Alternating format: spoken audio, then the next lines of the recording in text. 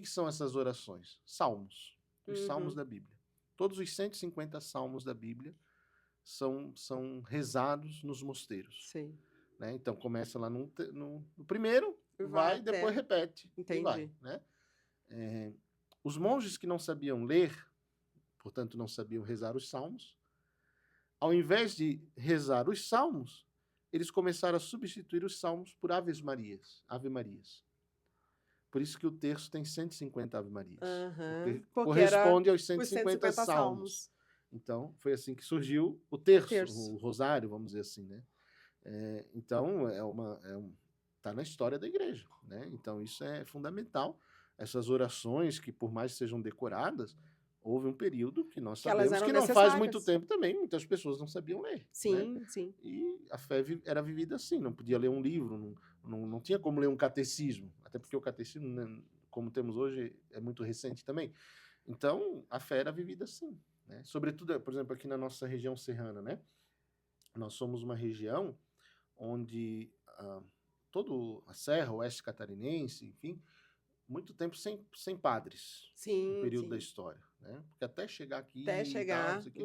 Então, as pessoas iam vivendo a sua fé por elas mesmas. Por elas mesmas. Né? O que a gente chama de devoção popular. Então, isso vai crescendo, isso vai... Então, isso é forte. É Deus que também vai agindo ali. Né? Isso é muito importante. E essas orações, elas são fundamentais na nossa vida. E aí, claro, tem aquelas orações que nós fazemos, que é uma conversa com Deus. E eu sempre incentivo isso. Né? Sim. Que a gente chama de oração pessoal. Que você pode fazer em casa, mas você pode ir qualquer horário na igreja. Nós lá temos a igreja sempre aberta, horário comercial, vamos dizer assim, né? Por questões de segurança, a gente não consegue deixar outro horário. Mas temos lá, diante do sacrário, diante do Santíssimo, fazer a sua oração, né? Conversa com Jesus. Né? Nós temos uma vez por mês a adoração durante toda a tarde, com o Santíssimo Sacramento exposto, né? E as pessoas costumam ir, né? Elas vão, fazem a sua oração pessoal, ficam lá 10, 15, 30 minutos, 1 hora, né? Dependendo. Né? É uma conversa. Às vezes não fala nada, às vezes só olha, às vezes só está lá, né? Então isso tudo vai preenchendo. E se né? você tem essa fé nesse Deus que te conhece, né? E que sabe quem nós somos e o que a gente precisa. Sim. Só precisa ter fé, só acreditar. E foi algo que eu também já ouvi lá na igreja, que se você não tiver nada para falar, mas Deus conhece teu coração. Apenas olhe. E ele né? Tem aquela historinha, né, do senhor que ia na igreja todo dia, em tal horário, e o padre via, ele só sentava lá e não falava nada. Né? Daí, a certa altura, o padre perguntou, mas você vem aqui, não fala nada, fica só aqui sentado, não reza? Não, eu venho aqui, eu olho para ele olha para mim. Né? Não basta, não precisa mais nada. É o jeito dele expressar a fé. É o jeito de viver a fé. E é válido igual, né? E é muito do que também eu vi um dia o padre Gustavo falar, né? E aquilo me tocou muito. Que a gente reza e ora e pede graça e a gente acha assim, ai, mas Deus não me atende. Tem essa coisa de que, você tem que fazer a tua parte, mas tem aquela coisa de que Deus sabe o que a gente precisa, né? Então, para alguns, ele vai conceder a graça muito rápido, para outros, e aí, claro, dependendo do que aquela pessoa está fazendo, né? Para outros ele vai conceder no tempo dele, para outros ele vai conceder no tempo dele e do jeito dele. Né? Esse é o grande erro das pessoas quando vão orar ou quando vão rezar, né? Porque às vezes a gente só pede coisas. A nossa oração vira em pedicho. Pedicho, eu preciso disso, eu quero aquilo, eu quero... Tá. Mas Deus, como você falou, Deus não dá aquilo que a gente quer. Deus dá aquilo que a gente precisa. E nem sempre aquilo que a gente quer é aquilo que a gente precisa, né? E aí é um perigo, porque se a gente pede coisas e Deus não dá, a gente vai se frustrar. Esse Deus é ingrato, esse Deus não me ajuda, esse Deus, sei lá, não existe. Ou não está olhando para mim. Não está olhando para mim, né? Será que Deus tem coisas mais importantes? Por exemplo, tem gente que vai lá, eu preciso de um marido, eu preciso de um namorado. Mas pensa, gente, Deus tem coisas mais importantes do que achar um namorado para você, né? Vá se esforçar, vai fazer, faça a tua parte, né? Então, como se Deus fosse, assim, alguém que tivesse o tempo todo, que tivesse que nos atender quando a gente quer, né? E não é assim que funciona, né? A oração verdadeira é aquela que a gente se coloca nas mãos de Deus. A gente se entrega para Ele. E diz como Jesus, quando rezava ao Pai: Pai, seja feita a tua vontade. Então a gente tem que dizer: olha, seja feita a tua vontade na minha vida. Essa é a verdadeira oração, né? Esses dias recentes eu vi um padre falando assim, que ele faz uma oração, ou que ele estava ensinando uma oração, Deus, eu não sei. E aí você pode dizer eu não sei o que você quiser, ou não dizer nada, mas tu sabes, né? E ele dizendo que era uma oração muito poderosa. E de fato, porque é literalmente isso, que Deus que sabe o que a gente precisa. Sim. E eu acredito muito que Deus tem um propósito para cada um de nós. E a gente só precisa ter fé nesse propósito e, claro, baseado nos ensinamentos, baseado no amor a Deus e a Jesus e tudo, e fazendo as escolhas que vão levar a gente a cumprir esse propósito, né? E isso vai fortalecendo cada dia mais a fé. Não quer dizer que de vez em quando a gente não dá uma Titubeada. uma escapadinha, Sim, opa, sim. volta pra cá. Que é meio uma coisa do pastor, né? Que Jesus fala tanto, né? Que o pastor vai lá e corrige e traz a ovelha de volta. Mas eu tenho que ter essa conexão com Deixar-se Deus, corrigir deixar-se corrigir, estar disposta a ser corrigida. E eu acho que ir à igreja, ir à missa, faz parte dessa conexão, né? De estar ali, Deus, eu estou aqui para que você faça cumprir o teu propósito para a minha vida, né? Mas a gente vê que isso se perdeu de alguma forma, em meio de muitas pessoas, né?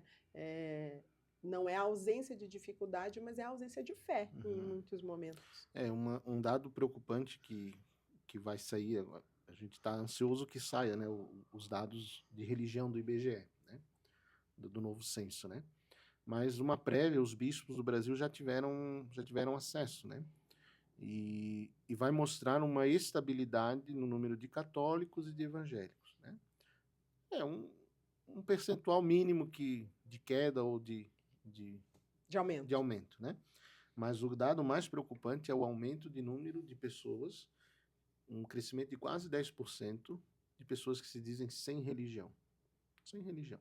Que não necessariamente são pessoas sem fé. Sem fé, que não acreditam em Deus. Acreditam em Deus, mas não querem religião. Porque religião significa regra, religião significa preceito, renúncia, né? Não, cada um quer viver da sua maneira, a sua fé da sua maneira, né? E tem isso. E sozinho, de alguma forma, se você pesquisar isso na internet, aí nos YouTubes, você vai ver tanta gente falando, né? Eu busco a Deus da minha maneira, eu busco a Deus do meu jeito. Aí a gente vai pegando um pouco de cada religião, né? Pega um pouco do catolicismo, pega um pouco da Umbanda, pega um pouco do espiritismo, pega um pouco do budismo, pega um pouco... e vai pegando, vai misturando tudo o que me agrada, né? Então, aqui me agrada isso. Aqui me agrada isso. O resto não, mas aqui me agrada isso, aqui me agrada isso. E a gente vai fazendo isso para nós, né? Criando vai a nossa própria igreja, né? Eu gosto muito de assistir os Simpsons, né? E tem vários episódios que falam de religião nos Simpsons. E tem um que é lá acho que é da 4ª temporada, bem antigo ainda. E aí é um domingo que eles estão indo na igreja, daí está acordando o Homer, aí o Homer não quer ir porque tá frio, tá nevando, não sei o quê. Não, eu não vou à igreja, não sei o quê. Eles vamos, mas é a missa, nós temos que ir e tal. Eles não, eu não vou ficar em casa. Daí eles vão lá, passando frio dentro da igreja, não sei o quê. E ele fica lá, né? Liga o aquecedor, fica só de cueca em casa, porque tá quente dentro de casa, e faz tudo, não sei. E daí ele cria uma religião para ele. Daí ele diz assim, aí ele começa a convidar as pessoas, vocês não querem vir na minha religião? Não tem que fazer dieta, não tem que fazer jejum, não tem que ir à missa, não tem que fazer nada, não sei o quê. Então, já naquela época, porque é um desenho, mas que mostra muito da realidade das famílias hoje, sim, né? Sim. E é isso que as pessoas querem, cada um pega um pouco de cá, né? É igual ir à missa, né? Quantos vão à missa só por conveniência? Por exemplo, quando tem um familiar que falece, quando é uma primeira comunhão, quando é um casamento, quando é um batismo, né? Então virou só social, né? A gente chama de católicos de IBGE, né? Porque tá lá constando o número, mas não pratica, não vai, não vive. Que é o que a gente às vezes pergunta, Você tem alguma religião? Eu sou católico não praticante. Não praticante. Isso não existe. E aí não vive de fato a fé, Eu né? não gostaria de me consultar com uma médica não praticante, por exemplo. Eu sou médica, mas eu não sou praticante, eu sou só médica. Eu sou só médica, tenho eu só só o tenho diploma. só o diploma e o CRM. Então, Verdade.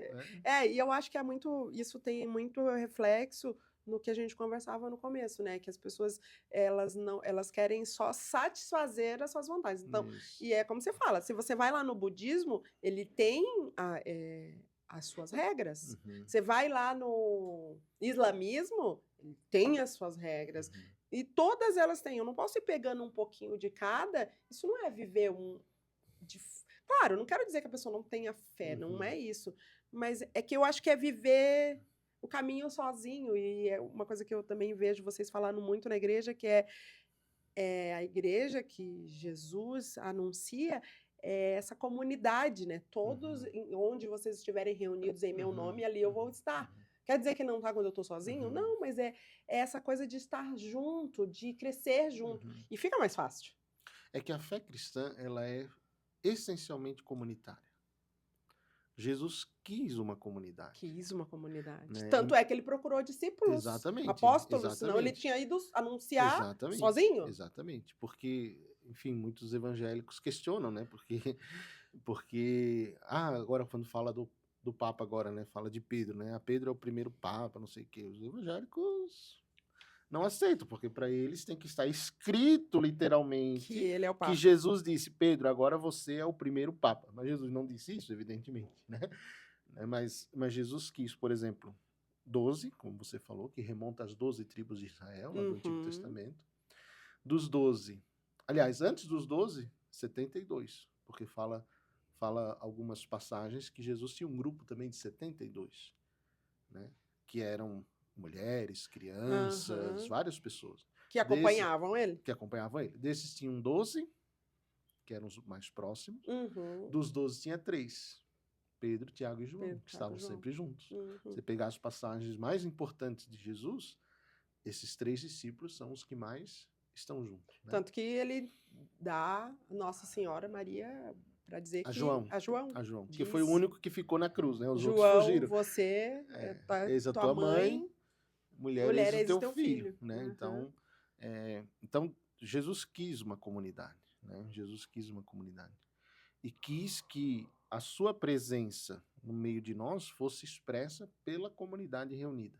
Sim. Então, quando em Mateus, acho que é Mateus 18, 20, quando ele fala, onde 2 ou 3 estiverem reunidos em meu nome, eu estou ali no meio deles. Né?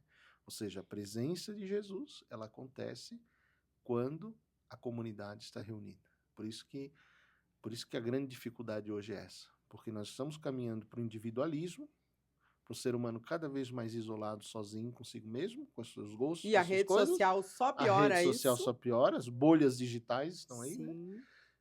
E a vida comunitária, ela vai se esfacelando daí.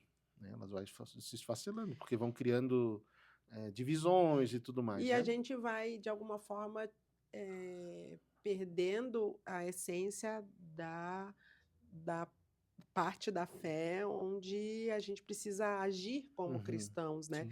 Então, de estar ali junto, de apoiar o irmão, porque é assim que Jesus nos vê, como irmãos, e se eu não estou junto com meu irmão, eu não consigo apoiá-lo, eu não consigo oferecer o amor de Deus para ele. E eu fico aqui, eu no meu canto, o senhor no seu, e... E ao mesmo meio tempo, difícil, né, de atuar dessa isso, forma. Isso é o ser igreja, porque nós somos uma comunidade que não é fechada em si mesma. Sim. É uma comunidade que o Papa Leão, nos seus primeiros discursos, tem falado sobre isso, né? A igreja é um farol para o mundo. O farol que guia o navio, né? Para não bater nas rochas, né? Então, a igreja é essa comunidade que tem que ser um farol para o mundo. Não é para condenar o mundo. Não. Mas é para indicar o caminho. É Jesus Cristo. Então, é isso que... Você vai seguir o farol. E aí a gente volta para o livre-arbítrio. Você segue o farol. Sim, ninguém é obrigado. De acordo com a tua escolha, né? Eu ia queria conversar com você sobre isso. Vai ser a eleição do novo Papa, né? O Papa Leão XIV vem aí eleito depois do pontífice popular, conciliatório, condenado muitas vezes. O Papa Francisco, ele foi um Papa diferente. A gente, é o meu ponto de vista, a gente precisa assumir. Até porque, se a gente, depois que ele morreu, e ali quando ele estava doente, a gente via muitas pessoas, inclusive não católicos, falarem muito bem dele. Claro, tinha muita gente que condenava, Papa comunista, Papa... não é progressista a palavra. Eu não sei. Progressista, né? Mas o que você pensa, assim? O Papa Leão XIV vem para seguir com essa... Ou você acha que ele vai fazer um... Como é que você, Padre Álvaro, como igreja representante aqui, pessoalmente vê? Porque é complicado você substituir ou ser o próximo sucessor de alguém tão diferenciado. Eu vejo o Papa Francisco assim. Assim, ó, o Papa não é o sucessor do seu antecessor. Tá, ótimo. Então já esclareceu. O Papa é o sucessor de Pedro. De Pedro. Tá. Esse é o título, né? Então, o Papa é o sucessor de Pedro. Se ele vai dar continuidade ou não, eu acredito que sim. Todos os papas, nenhum papa desfez, vamos dizer, na era moderna, né? Tá. Porque na antiguidade aconteceu cada coisa. Aconteceu algumas coisas condenáveis até, sim, né? Sim. Inclusive, teve um papa, lá na Idade Média, não lembro o ano, que foi eleito papa, ele não concordava com o que o papa, seu antecessor, fez, ele foi lá, desenterrou o cadáver. Sim, pode pesquisar, o chamado sínodo cadavérico, o sínodo do cadáver. Desenterrou o papa, botou no trono, vestiu com as roupas de papa, fez um julgamento, excomungou e depois jogou o corpo numa vala. Né? Então, mas na era moderna isso não acontece, né? Todo papa acaba seguindo aquilo que o outro deixou, né? Enfim. O Papa Francisco, ele foi um papa muito popular, né? Sim, como você colocou, né? E ele aproximou muita gente da igreja. Trouxe muita gente para a igreja, né? Só que o Papa Francisco, ele foi assim, né? Ele foi um papa muito aberto para fora da igreja e muito duro dentro da igreja, né? Com os padres, com os bispos, com os fiéis. Então, não era duro no sentido ruim, mas exigente, né? Então, isso talvez tenha acontecido, ou como aconteceu, várias divisões. Acabou acontecendo algumas divisões em relação a isso, né? Mas, é claro, acho que sempre nós tivemos na história papas que foram mais progressistas, papas mais conservadores, papas mais equilibrados, papas, né? Eu acho que o Papa Francisco, para aquele momento da história que nós estávamos vivendo, dentro de uma crise que estava acontecendo ali, enfim, da renúncia do Papa Bento e tudo mais, eu acho que ele respondeu aquilo que a igreja precisava. Né?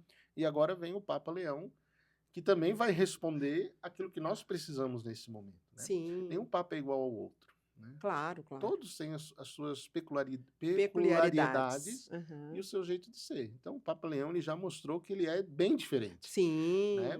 Embora existem coisas, e aí a gente precisa esclarecer, porque às vezes as pessoas acham que era porque foi o Papa Francisco. Porque foi não sei o quê. Né? Agora surgiu um comentário, o Papa Leão já disse que a família é só homem e mulher. Mas não é o Papa que disse. É a igreja que diz há mais de 2000 anos isso, né? Então tem coisas que não é do Papa Francisco, ou do Papa Leão, ou do Papa... Tem coisas que é da igreja e é da fé. Que não se muda isso. O Papa Francisco também tinha conhecimento, né? Então, são questões, como a gente fala da Constituição, as cláusulas pétreas, vamos dizer assim, não se muda, né? Não se muda, não se altera. Então, são questões que vão caminhando. Eu acho que com a história, o nome que ele escolheu é muito significativo, né? Porque remonta ao Papa Leão XIII, que foi um papa ali no início da Revolução Industrial. Né? Que condenou tanto o capitalismo como o comunismo. Sim. Isso é muito interessante de se falar, né? Porque quem é mais de esquerda vai dizer, não, o Papa Leão condenou o capitalismo. Não, foram as duas vertentes. Por quê? Porque essas duas vertentes, elas são extremamente materialistas. E extremistas, vão combinar. Extremistas. Então, tanto o capitalismo extremo quanto o comunismo extremo são materialistas, excluem Deus. É a matéria, é o aqui, é o agora, né? O Papa Leão XIII, ele indica um caminho, um outro caminho, que é Jesus. Então, o Papa Leão XIV já mostrou que é esse caminho que ele quer indicar também para a humanidade, né? Para a igreja e para a humanidade, né? Um caminho que é Jesus Cristo. E aí ele fala de uma nova revolução hoje, que é a revolução tecnológica, né? Inteligência artificial, que isso tudo ainda é muito novo, mas que está crescendo de uma forma, às vezes, sem nenhum critério ético, nenhum critério moral, e vai acabar prejudicando, né? O Papa Leão XIII foi um dos primeiros papas que disse que, porque quando começou a Revolução Industrial, as pessoas não tinham, a jornada de trabalho era excessiva, não tinha descanso, Não. salário mínimo, não tinha... Eram quase não tinha escravos, vamos segurança, quase combinar. escravos, né? Quase escravos. E o Papa diz, não, você tem direito a um salário, tem direito a um dia de descanso na semana, sobretudo domingo, daí ele retoma essa questão, né? Então, tudo isso, né? São questões éticas, né? Éticas, claro. E que a igreja, de alguma forma, como esse farol, precisa interferir, né? Mas eu estou ansioso, porque mês que vem eu vou me encontrar com o Papa Leão. Ah, não pessoalmente legal. assim, mas vou... Vai até lá. Vou até lá. Que Nós legal. vamos participar do Jubileu dos Sacerdotes, nós estamos no jubilar da igreja, né? E, então, em Roma está acontecendo, desde de janeiro, vários eventos. Claro que ali na morte do Papa teve algumas paradas ali, né? Mas, então, tem jubileu de catequistas, de adolescentes, já teve... Agora, esse final de semana, eu acho que é dos esportistas, e cada, né? E em junho vai ter dos sacerdotes do mundo inteiro. Entendi. Então, daqui vamos eu, o Padre Gustavo e o Padre Pablo. Vamos participar lá desse momento. Que legal, deve ser emocionante. Com certeza. Mas nisso que você fala do Papa Francisco, né? Ele tinha um tom, vamos combinar, mais acolhedor, assim, que eu acho que foi isso que trouxe muita gente de volta para a igreja. Porque hoje a gente tem aí...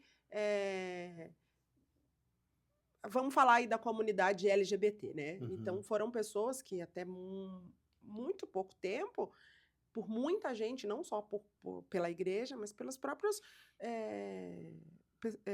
pela própria comunidade, ainda são excluídas, se a gente for pensar. E daí você imagina que ele trazer esse... Eu lembro com muita clareza de uma entrevista que ele deu dentro do avião, quando ele falou das mães solteiras, que é uma outra coisa. Nossa, uma mãe solteira na igreja e tal. E ele disse, não, elas são mães como qualquer outra, né? E esse tom era um tom mais acolhedor, mais... Eu não consigo a palavra, é mais aberto, mais próximo das escolhas das pessoas e trazendo elas mais perto. Talvez ele tenha sido tão popular por conta disso, né? Eu acredito que é um caminho que a gente pode deduzir, vamos dizer assim, né? Embora, como eu falei, a essência não se muda. Não se muda, claro. A questão é essa. A maneira de encará-la, a maneira de falar, a maneira de trabalhar isso é que mudou. Sim, né? sim. Com o Papa Francisco, né? Então ele teve esse discurso mais aberto, mais acolhedor, né? Quando ele fala também numa entrevista, né? Se a pessoa é gay, enfim, lésbica, quem sou eu para julgar? Né?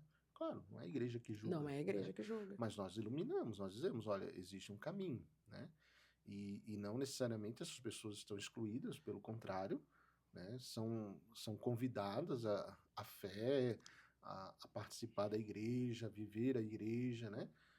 Da sua maneira, evidentemente, mas elas não são excluídas de forma alguma. Claro. Né? Nós não excluímos ninguém. Né? Todas as pessoas são bem-vindas. O Papa Francisco, ele usa muito isso. Então, o discurso dele talvez cativou mais. Sim. Né? Porque era uma coisa que, às vezes, ao invés de falar só do que não pode, ele começou a falar do que pode. Ou sejam bem-vindos. Né? Vamos acolhê-los, vamos trazê-los novamente para cá. Né? Claro. E depois a gente vê como é que vai fazer. Né? Não, e é cada um seguindo o seu caminho, mas a fé sendo o norte de alguma forma. Eu vejo assim, porque é muito disso, é igual dizer não, né? Você pode dizer não de várias formas. vão ter formas que são extremamente rudes e grosseiras e que você vai gerar conflito, porque o não ele precisa ser dito em muitos momentos, mas você pode dizer um não de forma mais conciliatória, mais e de que a pessoa vai, tá, é só um não, né? E é muito a forma de você se comunicar. E porque também a verdadeira caridade é fazer com que a pessoa também encontre a verdade. Claro. Né? Então, por exemplo, você pegar um viciado, né? Se ele vem te pedir dinheiro para comprar uma droga, você não vai dar. Claro, tem gente que dá. Mas a caridade, então, você faltou com a caridade? Não, porque a verdadeira caridade seria orientá-lo por um caminho de ajuda, de desintoxicação, de melhora de vida e tudo mais. Essa seria a verdade para ele. Para ele. Então, porque aí, essa é a naquela verdade. situação, é um não. Né? Isso. E acolhê-lo de outra forma. De outra entendeu? forma. Muito bom. E a gente ouve, assim, coisas, sei lá, a gente já conversou um pouco sobre isso aqui, mas pra gente deixar claro, coisas absurdas, assim. Eu já ouvi muita gente, porque daí eu não vou na igreja. Eu já ouvi tanta coisa que, assim, como católica, a gente às vezes fica assim, porque eu não vou na igreja porque é chato.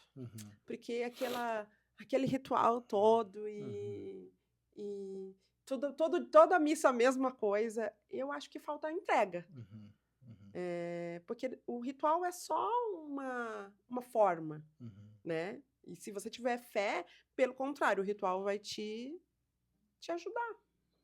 Aquilo que nós falamos, né? O ser humano, ele é um ser também de ritualidade. Nós somos assim, né? Tem um ritual para você acordar, tem um ritual para você dormir, tem um ritual para você preparar a comida, tem um ritual para você ir viajar. Cada um é de um jeito. Sim. Eu gosto de fazer assim. Tem gente que ao acordar já faz um exercício, tem gente que vai tomar banho, tem gente que toma banho antes de dormir, tem gente que toma banho quando acorda. Cada um tem um ritual. Claro. E vai repetindo todos Sim, os dias. todos os dias. Né? Então, a ritualidade, ela faz parte da vida humana, do ser humano. Sim. Né? Nós temos a ritualidade do dia da semana, segunda, terça, quarta, quinta. Nós temos a ritualidade do horário, né? Que vai se repetindo. E na vida cristã, na missa, ali é o reflexo daquilo que a humanidade vive. Nós somos rituais. Né? Nós somos rituais. Agora, a missa, ela é assim. Ela tem um rito, e às vezes quem diz muito assim que porque é chato, porque isso, porque talvez porque não conhece, não se aprofunda, né? Não sabe o porquê de cada o porquê de cada momento, de cada né? palavra, né? Porque apesar assim, por exemplo, nós todos os dias pode ser rezado missa, com exceção da Sexta-feira Santa, né? E para todos os dias são orações diferentes e leituras diferentes, embora o rito seja o mesmo. O né? mesmo. Então, claro, uma ou outra vai se repetir, mas sempre muda, né? Sempre muda. Então, isso é uma questão da ritualidade, ela não é ruim. A gente não pode se encarar como ruim. Por que nas outras coisas não é ruim? Não é ruim, na igreja é ruim? Acho que talvez seja mais uma desculpa que a gente dá pro cérebro. Com certeza. Eu não vou porque é muito chato. Então é por isso que eu não tô indo. Mas mais do que só tá ali de corpo presente, vamos dizer assim, a gente tem que viver, né? E talvez seja isso também, como você falou. Se eu tô ali só para cumprir um ritual social, de que é muito engraçado, você vê algumas pessoas no carro, domingo sem missa é igual semana sem graça. Mas se eu não vou à missa de fato, e se as minhas ações... Uma vez eu vi você falar, porque o meu marido não vai na missa, porque fulano não vai na missa. Tá, mas você está mostrando para aquela pessoa o que a religião, o que Jesus está transformando na sua vida. Missa, também, claro, todo domingo, e em casa ser uma pessoa ruim. Ruim? Assim, né? Não tem, né? Então a missa não está fazendo diferença nenhuma para você. Você está só cumprindo um preceito. Um ritual. De alguma forma. Não, meu ritual é ir à missa todos os domingos. Mas será que eu tô lá oferecendo presença de fato para minha fé? Mas quem vai com frequência é porque tá. Sim. Mas, verdade. Mas a gente sabe, eu sempre gosto de dizer, toda regra tem sua exceção, né? Tem gente que tá lá, mas aí você vê durante a semana, tal da semana que tem que ter graça, porque foi a missa no domingo, é como você fala, às vezes em casa... Tem atitudes que não são condizentes com a fé que você proclama, né? E aí, pra gente terminando, porque já tá na hora do almoço, né? Eu não vou deixar você aqui até 1 hora da tarde. Você falou que as pessoas têm essa coisa de, às vezes, negar essa parte da espiritualidade. Mas é muito engraçado que a ciência, por muito tempo, negou a existência de Deus, a necessidade da espiritualidade na vida da gente. Mas é muito interessante como nos últimos tempos, e como médica de família, eu já tive em congressos em que se tinha temas específicos sobre a espiritualidade na vida das pessoas. A influência... Processo de cura. Isso, o processo de cura, a diferença até do tempo de recuperação de uma pessoa, daquela que tem fé e daquela que não tem, aquela que tem alguém que está orando por ela e aquela que ela não tinha fé e ninguém que é familiar ou ente querido dela tá rezando por ela, orando por ela. E tem-se já meio que aproximado, né? Essa coisa da necessidade e de entender essas nossas partes, né? A parte física, biológica, a parte emocional e a parte espiritual, uma outra dimensão em que a gente precisa ter esse cuidado de estar igual. Você vai você também falou isso, a gente te encontra na academia. Tá, eu tenho que cuidar do meu corpo físico? Tenho. E esse corpo físico, eu tenho que cuidar das minhas emoções, de como eu... Sim. E eu também tenho que cuidar da minha fé. Tenho também que cuidar da minha parte espiritual. Porque tudo junto, eu tenho um equilíbrio. Talvez. E nos momentos desafiadores, eu vou contar com todas essas dimensões, de alguma forma. Né? Sim, porque nós não somos gavetas. Que hora eu tô aqui, hora eu tô aqui. É um conjunto. É um todo. Né? Então, quando a gente vai rezar, a gente também vai rezar com o todo. A gente não vai dizer assim, não, agora eu vou desligar as outras coisas e vou ficar só na minha área espiritual. Não.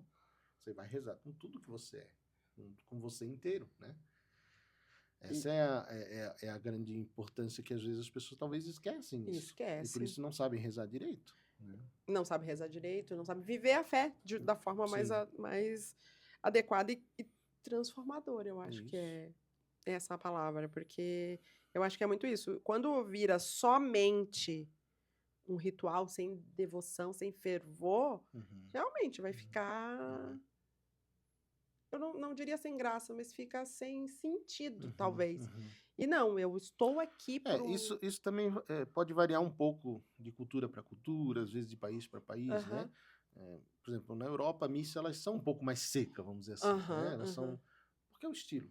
Claro. Então, ela é um pouco mais não tem muita firula, não tem muita coisa, né? Então, aqui no Brasil, a gente já segue outro caminho, né? O nosso jeito de celebrar já é um pouco diferente. Então, cada lugar, embora seja o mesmo rito, as mesmas missas, no mundo todo as mesmas... Por exemplo, no dia de hoje, o mundo todo vai rezar a mesma oração quando for rezar a missa, as mesmas leituras, cada um na sua língua, mas é igual.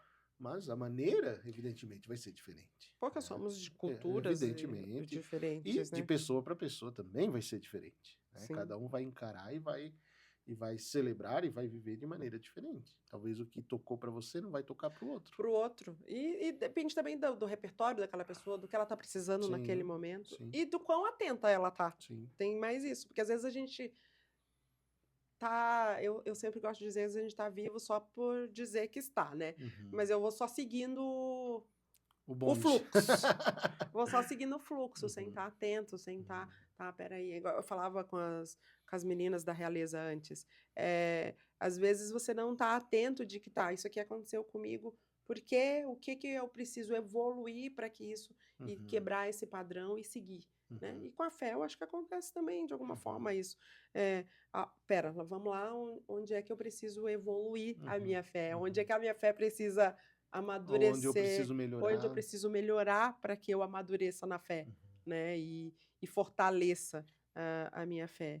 E entender que crer nesse Deus, e estou falando aqui como católica, como cristã, que é misericordioso, porque muito tempo se acreditou num Deus que castigava, Uhum. num Deus que só se fala. É como você fala do Papa Francisco, é o jeito de falar, que só se falava do que não podia, do que Uhum. era pecado, e se Uhum. esqueceu de falar do quão misericordioso e Uhum. desse pastor e que cuida Das das ovelhas. ovelhas Uhum. esse Deus é, Uhum. né? E que está sempre ali para Uhum. nós, basta a gente estar para Ele também.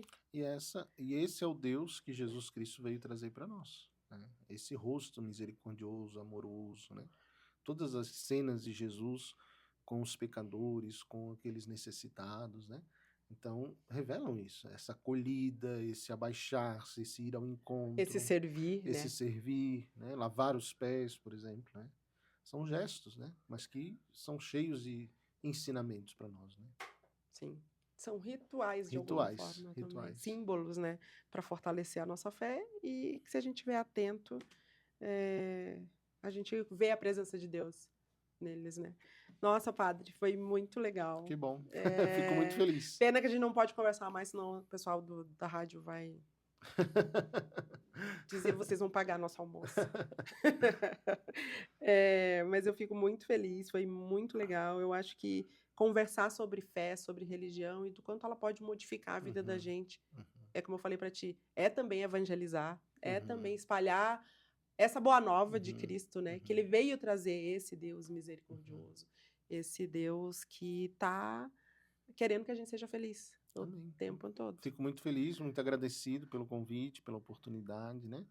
E, claro, estar aqui é um meio de evangelizar também, um meio de levar a igreja, a espiritualidade para tantas pessoas, né? Então, Vamos obrigado usar o por mundo essa iniciativa. e vamos usar o mundo digital para Com isso, certeza, né? com certeza. Eu Pro acho, bem, para o bem. pro Por bem. que não, né? Porque eu digo que a internet tem esses dois lados, né? Tem um lado de que ninguém controla ninguém, mas a gente não pode negar Uhum, que é uma fonte de informação muito presente e de muita amplitude, né? uhum, Ela uhum, vai para todos os lugares, né? uhum. Então, por que não usar isso, esse lado bom, Sim, para para evangelizar. evangelizar, né? Eu acho que é isso que Jesus pede Continue assim, com de mais momentos nós. como esse. Não, com certeza. A ideia do podcast é justamente essa. Uhum, Eu sempre digo para as pessoas que vêm aqui conversar comigo que a ideia é inspirar as pessoas que assistam, é fazer algumas pessoas refletirem. uhum, Às vezes a pessoa está vivendo um momento de dificuldade em que ela precisava só daquela palavra, uhum, né? E, uhum, poxa, por que eu não pensei nisso, né? uhum, E às vezes é do jeito que a fé me uhum, tocou, fez brotar aquela sementinha que a minha avó plantou lá uhum, quando eu era bem pequenininha, foi isso que eu queria e que eu quero e que eu busco. E eu não converso de fé só aqui no uhum, podcast. uhum. Onde eu vou, qualquer pontinha que eu tenho, opa, vamos conversar e tal. Seja inspirador. Uhum, Tipo, por que não? uhum, Né? Por que não? E eu não sei se pensa parecido, mas a Igreja Católica é a nossa religião, uhum. mas como eu falei, quando eu te falei no Instagram, se for um caminho que te leva a Deus, ao amor de Deus, e se você realmente está disposto, Uhum. é só seguir, né? Hoje nós reconhecemos que existem outras maneiras, sim, mas que nós temos todos os meios necessários. Sim, claro, estamos aqui, ó. Tá aqui, ó, o Padre Álvaro, É, daí, ó, tem novena, quarta-feira, isso. Tem tem missa, missa. tem muita atividade lá na paróquia, para Nossa, criança, idosos, adultos, jovens, para verdade, todas as é idades. verdade, é verdade. O meu marido disse um dia pro padre, ele lembra? Nossa, eu já ia à igreja, mas eu nunca tinha vindo e sentido diferente como eu senti aqui. Que bom, E é legal, assim, eu acho que é muito de você estar aberto que para bom. isso, para fé. É isso que a gente está fazendo aqui. Espero que tenha tocado vocês, que para essa necessidade de cultivar a espiritualidade, eu acho que acreditar nesse ser superior que está por nós faz toda a diferença na nossa vida. E espero que vocês tenham gostado. O Padre Álvaro é show de bola. Eu acho que ele tem alguns espiões pela cidade. Essa ainda é a minha impressão. E a gente se vê no próximo episódio. Obrigada. Tchau, tchau. Tchau.